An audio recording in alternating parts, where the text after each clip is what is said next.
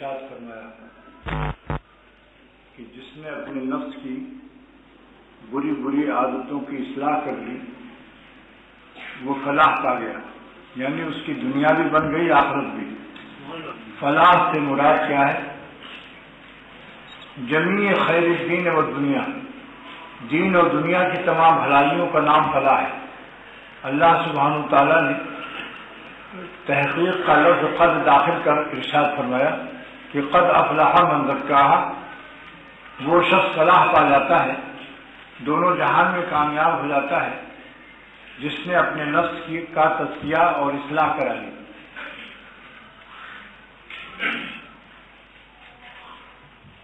کیونکہ بری عادتوں کے ساتھ اور گناہوں کے ساتھ کوئی شخص ولی اللہ نہیں بن سکتا، اس لیے اللہ تعالیٰ نے ہم سب پر تزکیہ نفس کو فرض کیا، لیکن اپنے کو مزکہ اور مصفہ اور مجلہ سمجھنا حرام ہے۔ تزکیہ کرانا، اپنے نفس کی اصلاح کرنا تو فرض ہے، مگر اپنے کو یہ کہنا کہ ہم اصلاح یافتہ ہیں اور تزکیہ یافتہ ہیں، تو اس کو اللہ سبحانہ تعالیٰ نے ارشاد فرمایا فلا تزکوا انفسکم، یعنی تزکیہ کی نسبت اپنے نفس کی طرف مت کرو۔ تزکیہ تو کرو، فرض ہے، لیکن اپنے کو مت کہو کہ ہمارا تزکیہ ہو چکا، میں مزکہ ہوں۔ فلا تزکوا انفسکم هو اعلم بمن اتقى، اللہ تعالیٰ تقوی سب کا جانتا ہے۔ پارسا میں لاکھ ظاہر میں بنوں، جانتا ہے تو میرا حال زبوں۔ پارسا میں لاکھ ظاہر میں بنوں، اسی لیے سرور عالم صلی اللہ علیہ وسلم نے ہمیں ایک دعا سکھائی، اللہم لا تخزنی فإنک بعالم، اللہم لا تخزنی فإنک بعالم، اے اللہ ہم کو، اللہم لا تخزنی فإنک بعالم، آپ ہمارے سب گناہوں کو جانتے ہیں، لہذا ہم کو ذلیل نہ فرمائی۔ ولا تعذبنی فإنک علی قادر، اور ہم کو عذاب نہ دیجیے کہ آپ کو ہمارے اوپر پوری قدرت حاصل ہے۔ اگرچہ جملہ خبریہ ہے، فإنک علی قادر اور فإنک لا تخزنی فإنک، اللہم لا تخزنی فإنک بعالم، دونوں جملہ خبریہ ہے۔ مقصد یہ ہے کہ اس میں انشائیہ پوشیدہ ہے کہ آپ ہم کو رسوا نہ فرمائیے اور ہم کو عذاب نہ دیجیے جب آپ کو پوری قدرت ہم کو حاصل ہے۔ یا من لا تضرہ الذنوب، اے وہ اللہ کہ جس کو ہمارے گناہوں سے نقصان نہیں پہنچا، ولا تنقصہ المغفرہ، اگر آپ ساری دنیا کو معاف کر دیں تو آپ کے خزانے مغفرت میں، بخشش کے خزانے میں ایک ذرہ کمی نہیں آئے گی۔ فہب لی ما لا ینقصک، بس ہم کو بخش دیجئے اپنی مغفرت جس سے آپ کے خزانے میں کمی نہیں ہوتی۔ واغفر لی ما لا یضرک، ہمارے گناہوں کو معاف فرما دیجئے جو آپ کے لیے کچھ مضر نہیں۔ گناہ سے ہم نے اپنا نقصان کیا ہے، آپ کا نقصان نہیں کیا۔ اگر ساری دنیا کے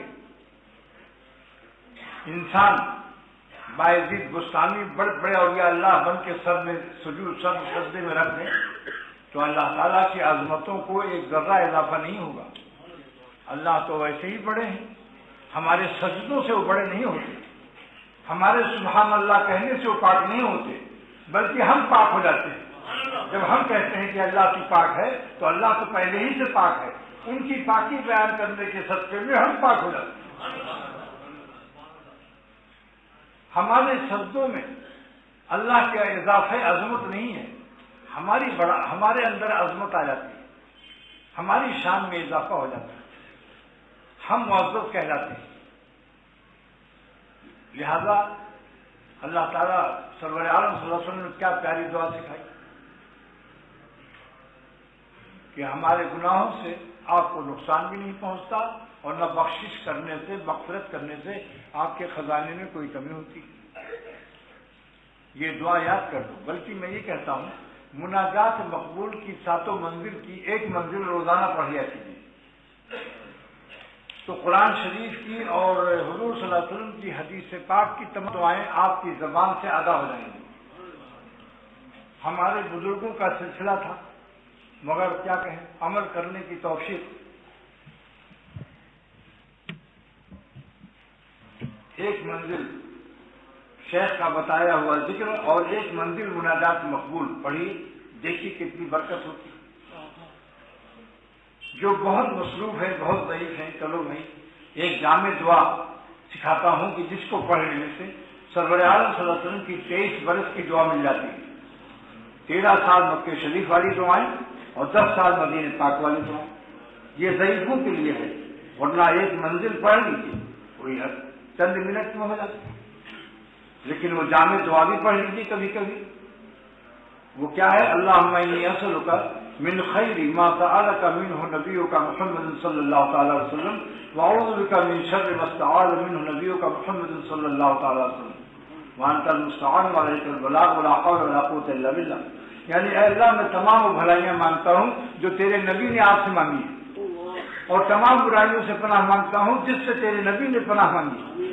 آگے نہ سب دعا 13 سال مکہ شریف والی اور 10 سال مدینہ پاک والی دعائیں سب آگے۔ وانت المستعان، اور آپ ہی اس لائق ہے کہ آپ نے ہم مدد مانگی، اور وعلیک البلاغ، اور آپ کو ہماری مصیبت میں پہنچنا اور ہماری دعا قبول کرنا اور ہماری مدد کرنا آپ پر فضلاً واجب ہے۔ اللہ یہاں وجود کے لیے قانونی نہیں ہے۔ وعلیک البلاغ، ہماری مصیبت میں آپ کا پہنچنا اور مدد کرنا یہ قانون نہیں ہے، یہ اللہ وجود قانونی نہیں ہے، وجوب تفضلی ہے، فضلاً و احساناً ہماری مدد کر دی جاتی ہے۔ جیسے کوئی ابا سے کہے کہ ابا ہماری پٹائی ہو رہی، دوڑو ہم کو بچاؤ، تو اب بیٹا جانتا ہے کہ ابا پر کوئی قانونی معاملہ نہیں ہے، مقدمہ نہیں کر سکتے کہ ابا پر مقدمہ کوئی بیٹا کر دے کہ انہوں نے وقت مدد پر ہماری مدد نہیں۔ تو اللہ تعالیٰ وعلیک البلاغ ولا حول ولا قوة الا باللہ، اور کوئی طاقت ہمارے اندر نہیں ہے جو ہم نیک عمل کر سکے، اور نہ طاقت ہے گناہ سے بچنے کی۔ یہ حضور صلی اللہ علیہ وسلم نے عاجزی سکھائی ہے۔ کیا مطلب کہ گناہ سے بچنے کی طاقت نہیں ہے، نیک عمل کرنے کی طاقت نہیں ہے، مگر اس طاقت کو استعمال کرنے کی طاقت نہیں ہے۔ ورنہ اعتراض لازم آتا ہے کہ اللہ تعالیٰ مجبور ہو پر شریعت نافذ کر رہے ہیں۔ بولیے اس دعا پر لا حول ولا قوة الا باللہ کا جو ترجمہ ہے کہ نہیں طاقت ہے ہمارے اندر گناہ سے بچنے کی اور نہیں طاقت ہے نیک عمل کرنے کی مگر اللہ کی مدد سے۔ کیا تو اس میں ایک اشکال علمی یہ ہے کہ جب طاقت نہیں ہے تو آپ نے شریعت کا قانون ہم پر کیوں فرض کیا کمزوروں پر؟ تو معلوم نہیں طاقت ہے، یہ الا باللہ بتا رہا ہے کہ طاقت ہے مگر آپ کی مدد کی بھی ضرورت ہے، کیونکہ جو آپ نے ہمیں طاقت دی ہے اس طاقت کو استعمال کرنے کی طاقت کے لیے آپ کی مدد چاہیے۔ اسی لیے ایک زمانہ ایسا آتا ہے اللہ اللہ کرتے رہو اور اب بزرگوں کے پاس آتے جاتے رہو، اپنے شیخ کے پاس ایک زمانہ لگاؤ، کم سے کم 40 دن چلہ لگاؤ تو انشاءاللہ طاقت آ جائے گی۔ اللہ اللہ کرنے سے، نیک صحبتوں سے اور بزرگوں کی دعاؤں سے، اپنے شیخ اور مرشد کے فیض سے ایک زمانہ ایسا آتا ہے کہ انسان تمام گناہوں سے محفوظ ہو جاتا ہے، اور ایک سانس بھی وہ اللہ تعالیٰ کی نافرمانی میں اپنے سانس کو استعمال کرنا اس کے لیے موت معلوم ہوتی ہے۔ ہر سانس اپنی خدا پر فدا، ایک سانس ایک لمحہ بھی اپنے اللہ کو ناراض کرنے کی اس کو ہمت نہیں ہوتی۔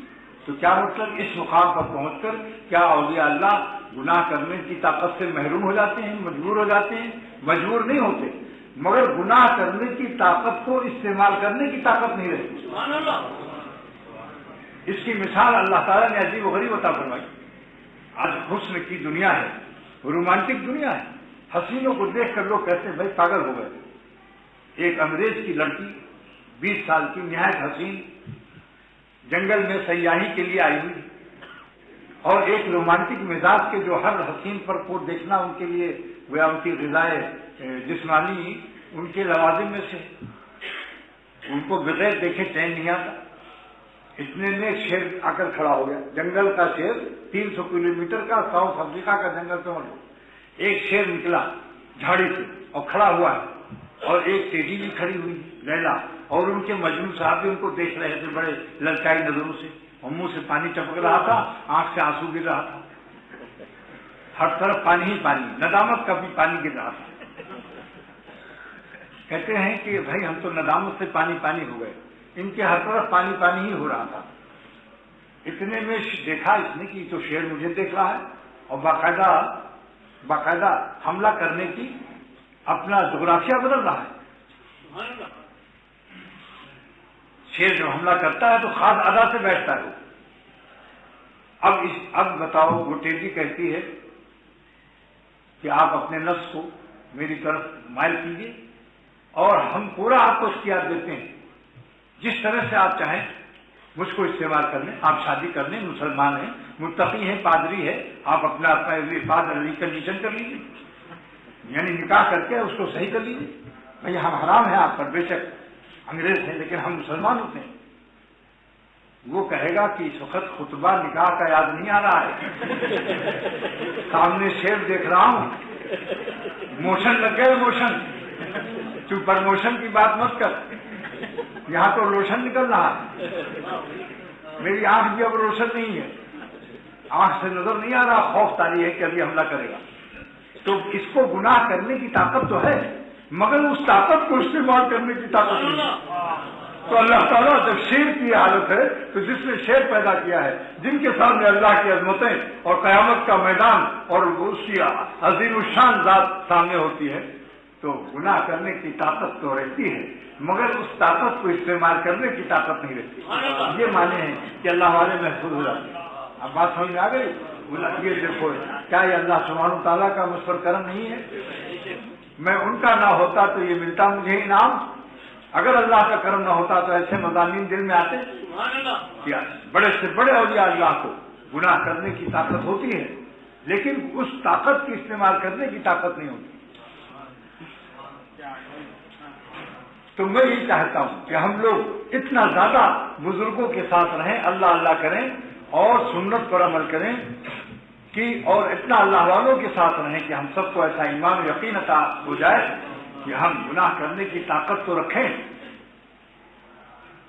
لیکن اس طاقت کو اللہ کی عظمت اور حضوری، استحضار عظمت الہیہ، اللہ کی عظمت کے سامنے اس طاقت کو استعمال کرنے کی طاقت نہ۔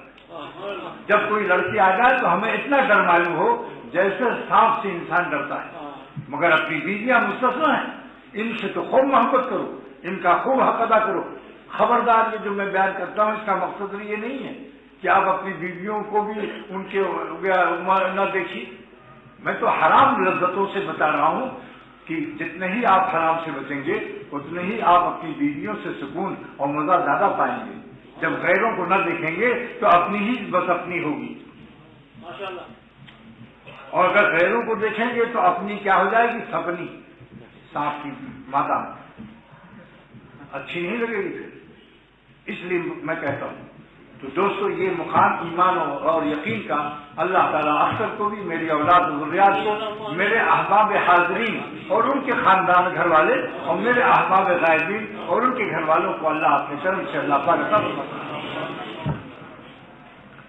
اس کے لیے ایک وقت چاہیے، ایک دن میں نہیں انسان لال بنتا ہے۔ میرے شیخ فرماتے تھے شاہ عبد الغنی رحمۃ اللہ علیہ کہ پہاڑ میں جو لال پتھر بنتا ہے، لال لال، بڑا قیمتی ہوتا ہے، ایک دن میں نہیں بنتا، کئی 3 سال 4 سال تک سورج کی شعائیں اللہ تعالیٰ کی مشیت اور حکم کو اپنے اندر امانت لے کر وہ ٹچ کرتی رہتی ہیں، اثر انداز ہوتی رہتی ہیں ان ذرات حجر پر، پتھر پر، وہ سورج کی شعائیں حکم الہی لیے ہوئے اپنے اندر، کیونکہ اللہ جس پتھر کو چاہتا ہے وہی لال بنتا ہے۔ سورج کے اختیار میں ہوتا تو سارا ہمالیہ لال بن جاتا، شیخ کے بھی اختیار میں نہیں، اگر شیخ کے اختیار میں ہوتا تو شیخ کی اولاد سب کی سب کیوں نہیں ولی اللہ ہوتی؟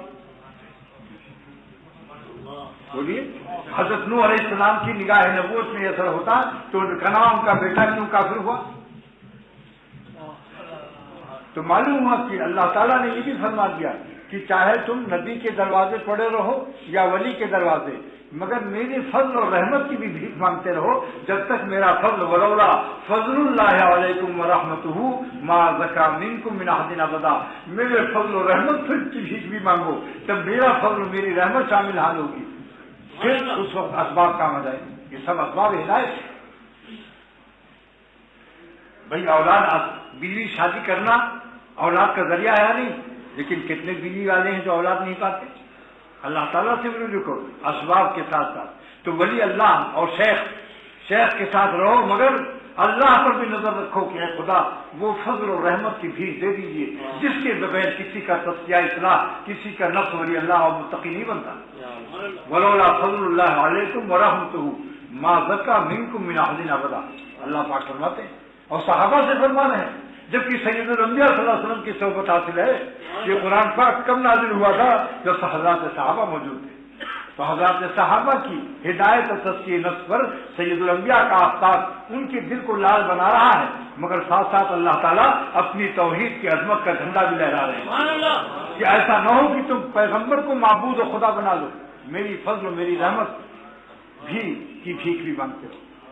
تو میرے شیخ صاحب دربری رحمۃ اللہ علیہ فرماتے تھے کہ آہستہ آہستہ سورج کی شعائیں اللہ کے حکم کی امانت اپنے اندر لیے ہوئے وہ اثر انداز ہوتی ہیں.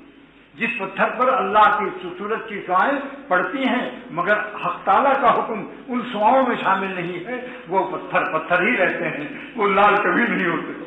اس لیے دوستو عرض کرتا ہوں کہ ایک زمانہ چاہیے، سال 2 سال 3 سال کتنے سال تک لوگ رہے تب جا کے ولی اللہ ہوئے.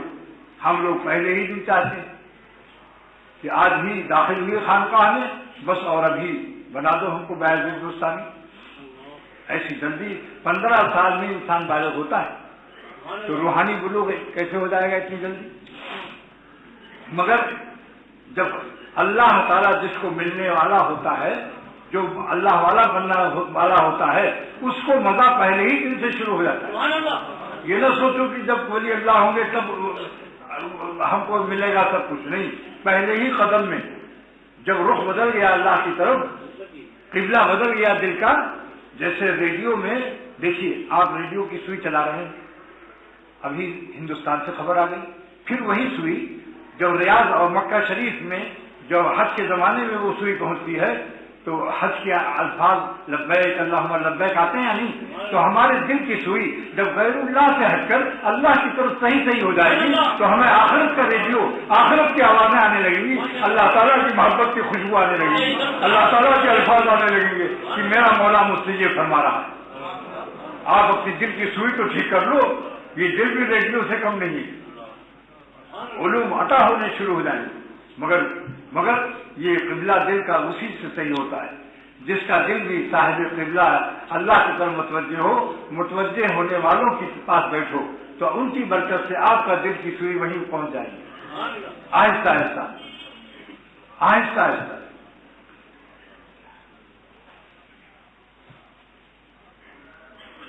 لہذا جلد بازی مت کرو، شیخ کی دعا اور خانقاہوں سے لگے رہو. کیا زندگی میں حقیق الامت تھانوی رحمۃ اللہ علیہ نے فرمایا کہ 40 دن رہو کسی اللہ والے کے ساتھ. ہم لوگ رہے، میں تو رہا ہوں الحمدللہ. بتاؤ، جمعہ اور پیر آنے سے 40 دن رہو. اللہ والا تو اکثر دعویٰ نہیں کرتا مگر اللہ والوں کا غلام ہے. پھر کچھ دن میں غلام بھی نہیں ملیں گے. اللہ والوں کی صحبت یافتہ، بزرگوں کی صحبت اٹھانے والے بھی آپ تلاش کرتے رہو. ایک زمانہ ایسا آنے والا ہے کہ جنہوں نے بزرگوں کو دیکھا ان کی صحبت میں رہے ان کو بھی نہ پاؤ گے، اس لیے جلدی کر لو. 40 دن حقیق الامت فرماتے ہیں، ہمارے بزرگان دین سب فرماتے ہیں کہ اگر ابھی ڈاکٹر کہہ دے کہ آپ کو مری پہاڑی پر 40 دن رہنا ہے اور ورنہ پھیپھڑے میں کینسر کا زخم شروع ہو رہا ہے، تو بیوی بھی کہے گی دنیا جلدی جاؤ میرا زیور بیچ دو، اور ماں باپ بھی کہیں گے جلدی جاؤ، خود بھی قرضہ لے کر پہنچ جائے گا 40 دن. لیکن نفس کی کینسر، گناہوں کی کینسر کی اصلاح کے لیے 40 دن نکالنے کے لیے اگر شوہر کہتا ہے کہ میں بزرگوں کے پاس جا رہا ہوں، کسی خانقاہ میں گزاروں گا 40 دن، تو بیوی کہتی ہے ہم کو بڑے ڈراؤنے خواب نظر آتے ہیں، ہم تمہارے بغیر نہیں رہ سکتے، ہمارا دل دھڑکتے رہے گا، ہاتھ پھیر ہو جائے گا. کیا میری موت کے لیے جا رہے ہو وہاں اصلاح نفس کے لیے؟ تم تو حیات پا جاؤ گے، ہم تو مرے پر ملیں گے. لیکن اسی عورت کو جو ڈرا رہی ہے ڈراؤنے خواب سے اور کہہ رہی ہے دنیا بغیر تمہارے ہماری زندگی موت سے بدل جائے گی، اسی سے وہی شوہر کہتا ہے کہ اب میں دبئی جا رہا ہوں 1 سال کے لیے اور 50 لاکھ روپیہ لاؤں گا تمہارے لیے کلفٹن میں ڈیفنس میں مکان بنواؤں گا، اور یہ مکان شاندار بنے گا، اور یہ ایک موٹر بھی تم کو دیں گے الگ، اور تمہارے بچوں کے لیے یہ کریں گے۔ تو وہ وہی ڈرنے والی خواب سے بیوی کہتی ہے میاں کب جاؤ گے؟ بہت دیر لگا رہے ہو، روزانہ کہتے ہو اب جاؤں گا، جاتے ہی نہیں، کیا بات ہے؟ اور میں یہ کہتا ہوں شادی ہونے سے پہلے ہی لگا لو تو بہت اچھا ہے، کیونکہ میں نے شادی ہونے سے پہلے ہی لگا لیا تھا۔ اس وقت نہ جورو نہ جاتا، خدا سے ناتا، بچہ رہتا نہیں، تو یہ آسان ہے۔ یہ جوانوں سے کہتا ہوں، اپنی جوانیوں کے 40 دن نکالو اللہ والوں کے پاس، بعض بچوں کے بعد واقعی پھر زیادہ مشکل ہوتی ہے، مگر جن کی قسمت ہے وہ قسمت والے پہنچ جاتے ہیں۔ تو ایک بات تو یہ بھی کہنا تھا کہ بھائی قرآن شریف کی صحت، قرآن شریف کے حروف سب لوگ صحیح کر لو، 2 مہینہ کافی ہے اس کے لیے، آدھا گھنٹہ روزانہ کسی قاری سے مشق کر لو، نہ کوئی ملے تو مولانا مظہر صاحب سے رابطہ کرو، ہم کوئی قاری دے دیں تاکہ حروف صحیح ہو جائیں۔ اب دبئی میں ہمارے ایک مرید گئے جو چیمپئن مشہور اخباری دنیا میں بھی ہے، افتخار سید موجود ہیں اس وقت، افتخار سید کہیں ہو تو ذرا دکھا دیتا ان کو۔ اچھا وہ اتنی دور ہو، ادھر سے آؤ۔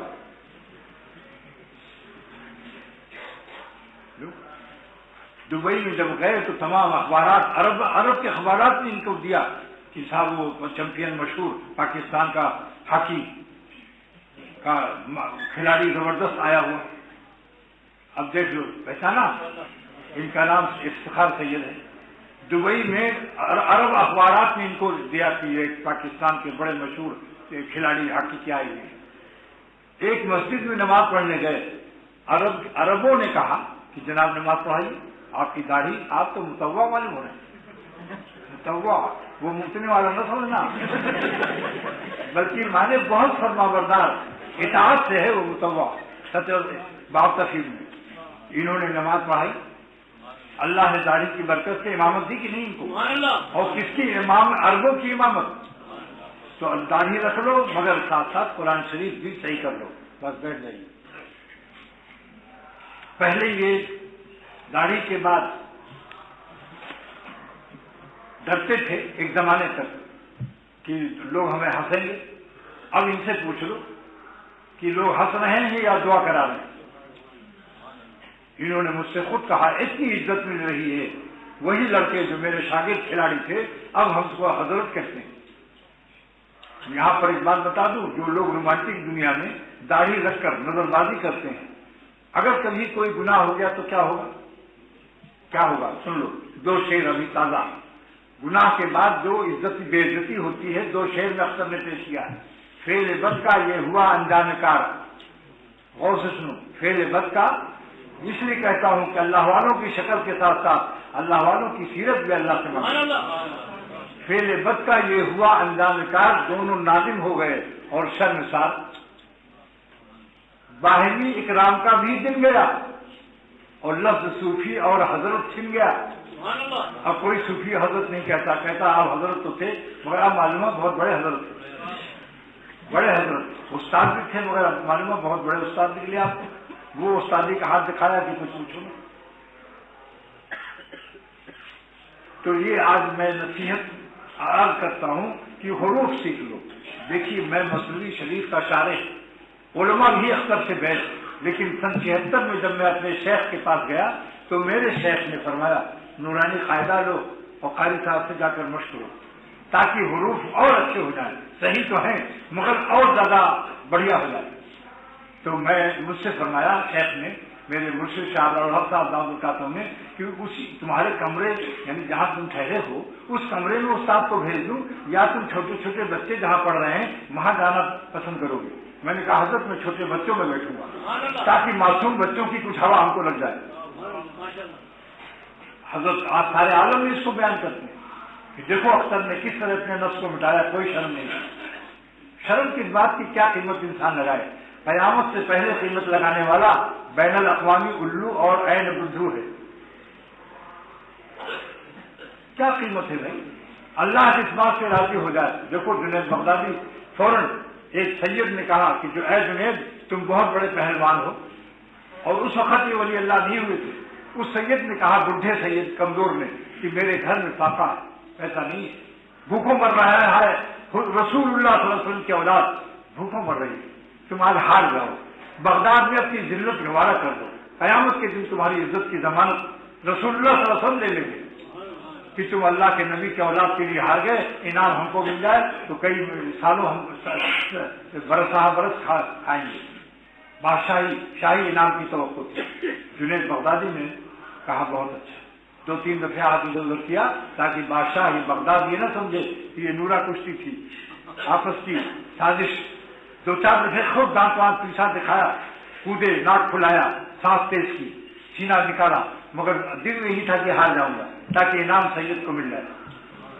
آخر میں ہاتھ لیٹ گئے، چڑھ گئے سید صاحب، بے مکے مار رہے ہیں، بڑے میاں مکے ہی مار رہے ہیں. وہ آخر میں انعام ان کو مل گیا.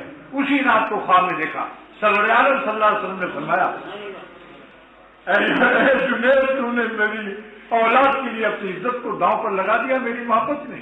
آج سے تو اولیاء اللہ کے رجسٹر میں اللہ کا تو ولی ہو گیا. آج جنید بغدادی کا کتنا بڑا نام ہے، مگر اس کے باوجود اتنا اپنے کو مٹایا کہ ایک مسجد میں اعلان ہوا جو سب سے نالائق گنہگار ہو مسجد سے باہر نکل جائے تو سب سے پہلے حضرت جنید بھاگے کہ سب سے گنہگار میں ہوں.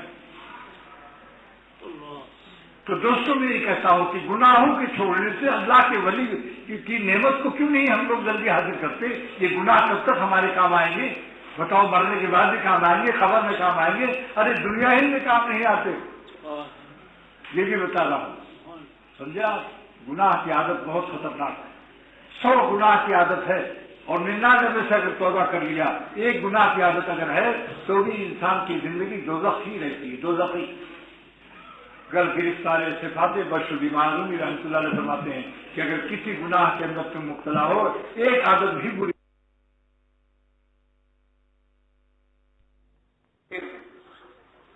یہ خون آرزو، یہ خون آرزو کا خون کا راج نہیں، جس تو اس کا بھی چاہتا ہے. بہت کو بڑے دل کے ہمیں مجبور کرتے ہیں، تیری خاطر یہ خون آرزو منظور کرتے ہیں. یہ خون آرزو اور یہ شکست دل کا عالم ہے. یہ خون آرزو اور یہ شکست دل کا عالم ہے. نظر کے سامنے ہر وقت جلوہ کا عالم ہے. سبحان اللہ. ایسا جلوہ آئے گا، ایسی تجلی دل میں ہوگی جو اللہ کا قانون نہ توڑے، اپنا دل توڑ دے.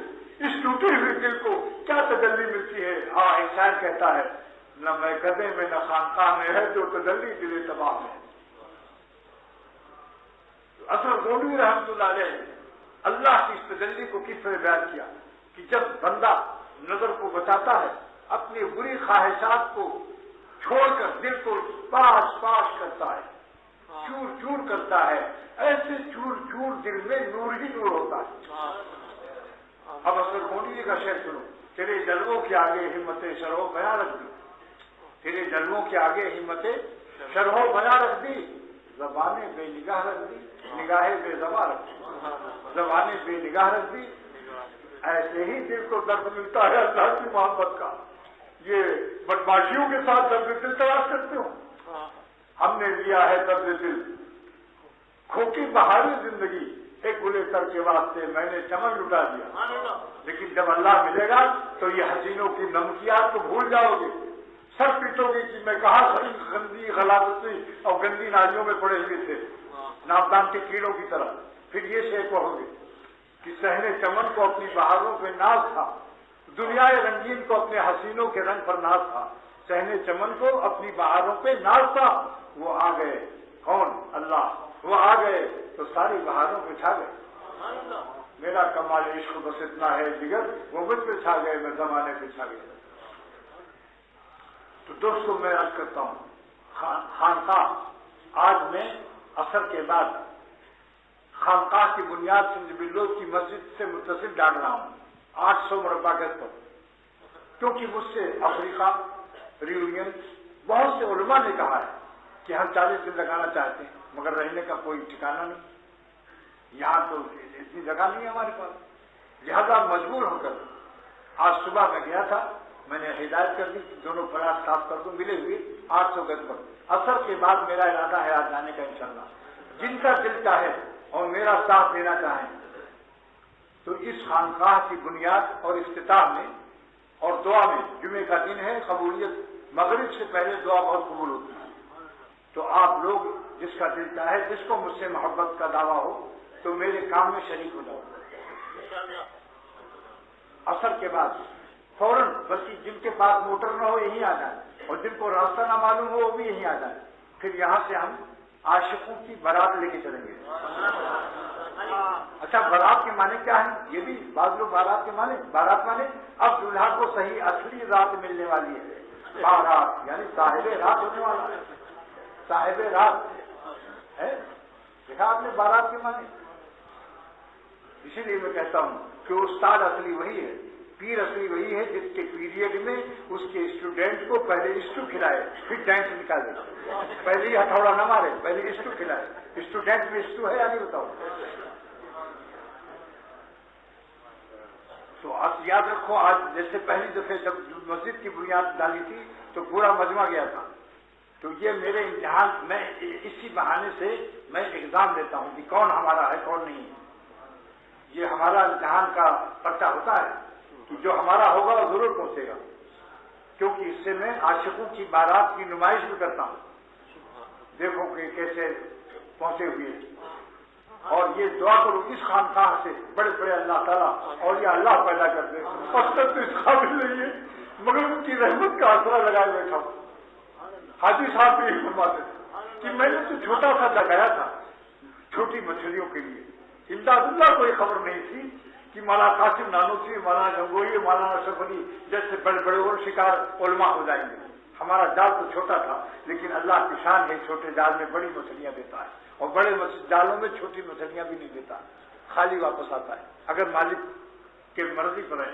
تو اختر بھی آ کر امید لگائے گی کہ الحمدللہ بہت بڑے بڑے علماء داخل سلسلہ ہو رہے ہیں، اللہ تعالیٰ وہ یہاں آنا چاہتے ہیں، میں ان کے لیے بنانا چاہتا ہوں۔ کتابیں نہیں بناتی، آدمی بناتا ہے۔ کتاب آدمی بننے کا راستہ دکھاتی ہے، لیکن بنتا ہے انسان آدمی سے، اللہ والوں سے، اللہ والا یا اللہ والوں کے غلاموں سے انسان اللہ والا ہوتا ہے۔ تو یہ آج خانقاہ کی بنیاد، خانقاہ کے معنی کیا ہے؟ اللہ والوں کی رہنے کی جگہ، خانقاہ معنی، اور ایک ترجمہ اختر نے کیا ہے، اہل دل کے دل سے نکلے آہ آہ، بس وہی اختر ہے اصلی خانقاہ۔ اہل دل کے دل سے نکلے آہ آہ، بس وہی اختر ہے اصلی خانقاہ۔ اور چندہ کی اپیل نہ یہاں ہوگی نہ وہاں ہوگی، یہ نہ سمجھو کہ اس مسجد میں تو نہیں ہے وہاں بھی نہیں ہوگی۔ جس کی کھوپڑی میں نور عقل ہے وہ اپنی سوہن پاپڑی کا خود ذمہ دار ہے کہ ہمیں کرنسی وہاں چاہیے، ہم کیوں کہیں اپیل کریں؟ اپنی عقل سے سوچو کہ آپ کو قیامت کے دن چاہیے کرنسی یا نہیں، لہذا ہم اپیل نہیں کرتے۔ یہ اللہ تعالیٰ نے اپنے بزرگوں کی، ہمارے بزرگوں کے سب سے فیض میں مجھ کو توفیق دی، مگر سب کام چل رہا ہے یا نہیں؟ بتاؤ، سندھ لوگ جنگل کی مسجد بنی، کبھی آپ لوگوں سے اپیل کیا؟ لیکن جن کو اللہ نے عقل و توفیق دی ہے وہ خود پوچھتے ہیں کہ میرے لائق کوئی خدمت ہو تو بتائیے، میں بھی اپنی کرنسی چاہتا ہوں، اللہ کے ہم منتقل ہو جائیں، وہاں ہمیں ضرورت پڑے گی جہاں ہمیشہ رہنا ہے۔ ارے جس کو چھوڑ کر جاؤ گے، جس دولت و مکان کو اور جس تجارت کو، کوئی خبر میں نہیں جائے گی، نہ تجارت نہ موٹر نہ تمہاری کوئی ٹر۔ اس لیے کہتا ہوں کہ اس کا انتظار مت کرو کہ اختر آپ سے اپیل کرے گا، لیکن میں دعا ضرور کروں گا وہاں آپ کو لے کر کے، آپ کی آمین لینے چل رہا ہوں، جیب پر آپ کی نظر نہیں، یاد رکھو وہاں لوں گا بھی نہیں کوئی دے گا، اگر کوئی دے گا تو میں نہیں دوں گا، بعد میں دو، تاکہ یہ میں آمین کی کا خلوص میرا قائم رہے۔ وہاں آپ کے مجمع سے میں صرف آمین لوں گا، جس کو دینا لینا ہو وہ میرے دفتر سے رجوع کرے، رابطہ کرے۔ تو خانقاہ کی بنیاد کیسے پڑی؟ جلدی جلدی اب پیش کرتا ہوں۔ تھانہ بھون کی خانقاہ سے آج دارالعلوم کراچی ہے، مفتی شفیع صاحب رحمۃ اللہ علیہ کہاں سے فیضیاب ہوئے؟ تھانہ بھون سے۔ خیر المدارس ملتان تھانہ بھون سے فیضیاب۔ جامعہ شفیع لاہور مفتی محمد حسن امرستری کہاں سے فیضیاب؟ یہ سارے عالم میں فیض پہنچ گیا تھانہ بھون، لیکن وہ خانقاہ بنی کیسے؟ حاجی امداد اللہ صاحب رحمۃ اللہ علیہ نے مسجد نبوی کے اندر اللہ سے دعا کی کہ ہمیں کوئی پیر اچھا دے دیجیے، سرور عالم صلی اللہ علیہ وسلم کی زیارت ہوئی. میاں جی نور محمد رحمۃ اللہ علیہ کو حضور صلی اللہ علیہ وسلم نے دکھایا, وہ بھی خواب میں نظر آئے. فرمایا کہ اے امداد اللہ تم میاں جی نور محمد سے بیعت ہو جا, یہ ہے, اشارہ کر دیا. تو اسی خواب میں بیعت ہوئے. اب جب واپس آئے تو ہندوستان میں میاں جی نور محمد مشہور تھے, مگر 30 سال سے پڑھا رہے تو قرآن شریف کہاں جھنجھانا,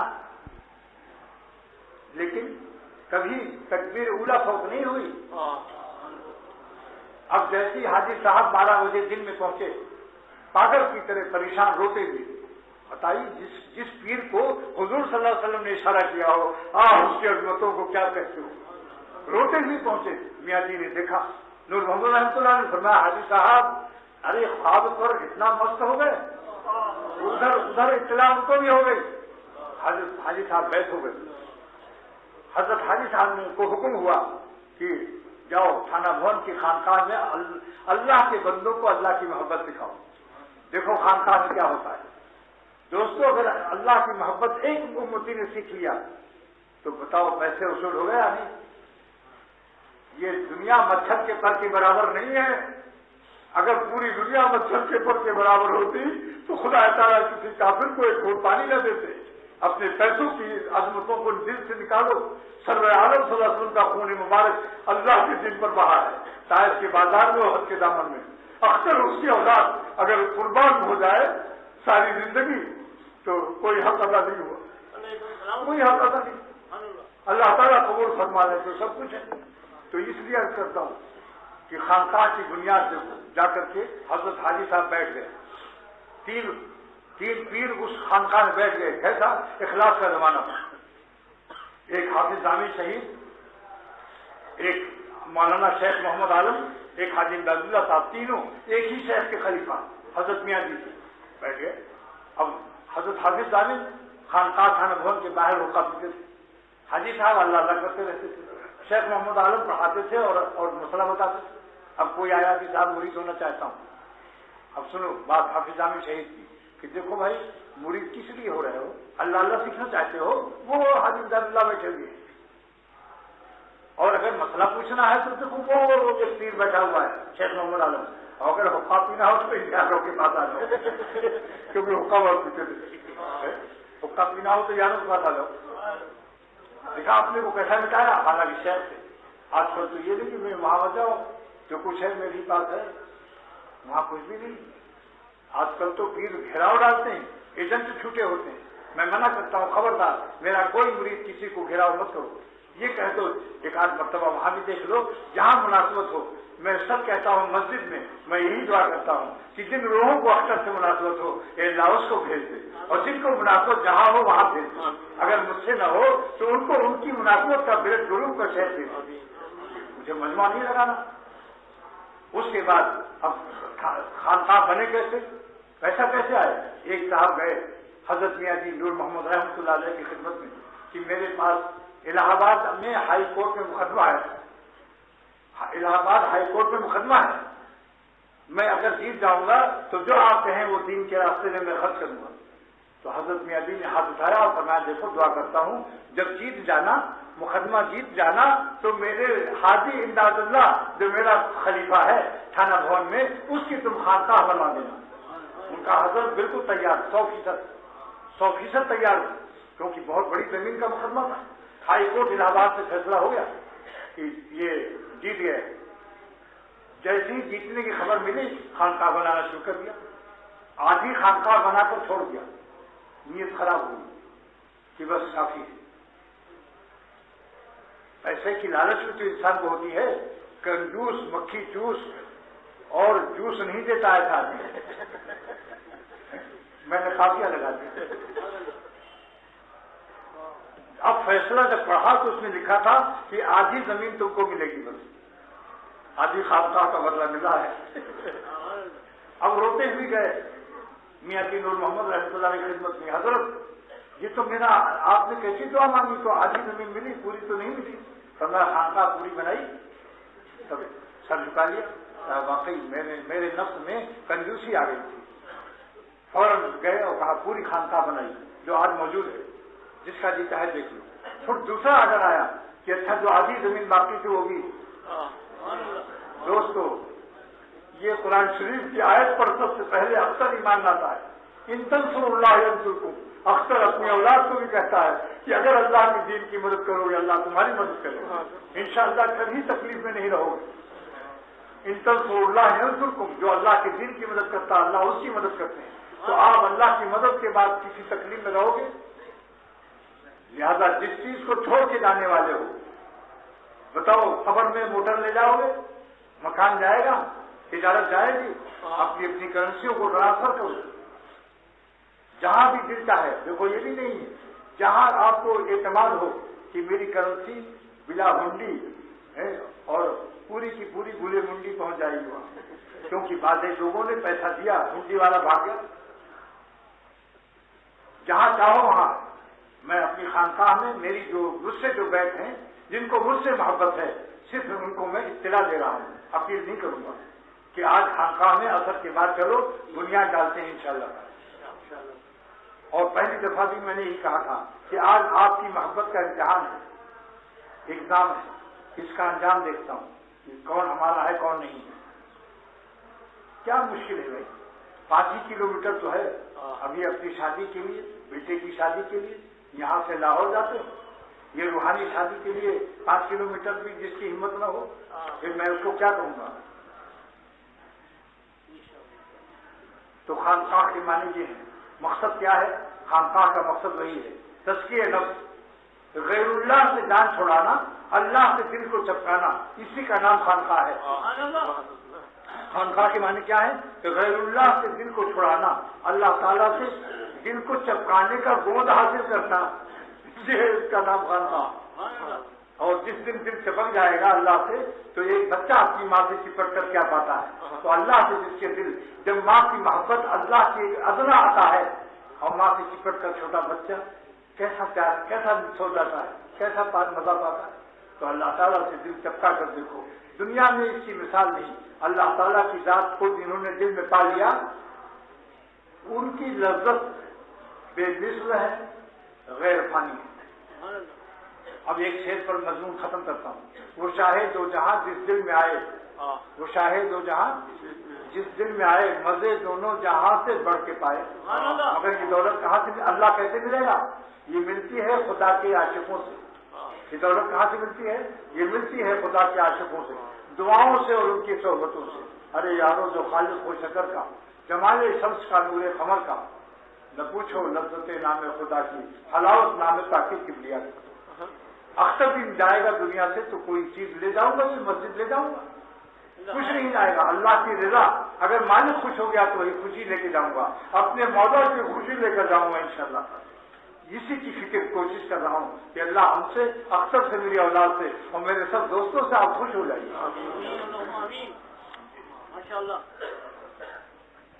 اچھا ایک مضمون, ایک بات 1 منٹ میں بتاتا ہوں کہ خانقاہ کے ایک معنی اور بھی کہ جو اعمال حضور صلی اللہ علیہ وسلم کے زمانے میں تھے, نماز مغرب 3 رکعت تھی, اب کیا 4 ہو گئی, یا 2.75 ہو گئی, یا 2.5 ہو گئی. سارے اعمال وہی ہیں. احسانی کیفیت, ایمان و یقین کی کیفیت, اخلاق کی کیفیت, اس کیفیت میں کمی آ گئی. اعمال کی مقدار وزن وہی ہے. تو خانقاہوں میں اعمال کی مقدار و کمیت کے ساتھ کیفیت کا سبق ملتا ہے. اس کی وجہ سے 2 رکعت آپ کی 1 لاکھ رکعت کے برابر انشاءاللہ تعالیٰ ہو جائے گی. کیفیات احسانیہ سے مراتب میں فرق ہوتا ہے کہ کون کتنا بڑا ولی ہے. نمازوں کی مقدار سے ولایت نہیں ملتی, کیفیت احسانیہ کی حضوری ہو کہ اللہ مجھ کو دیکھ رہا ہے, اس کیفیت سے نماز ادا ہو. یہ کیفیت سینوں سے ملتی ہے, کمیت کتابوں سے ملتی ہے, مدرسوں سے ملتی ہے, تبلیغ والوں سے اور کتابوں سے اور مدرسوں سے اعمال کا وجود ملتا ہے. خانقاہوں سے اعمال کا قبول ملتا ہے. یہ بات میرے شیخ صاحب نے فرمائی تھی. واخر دعوانا الحمدللہ رب العالمین.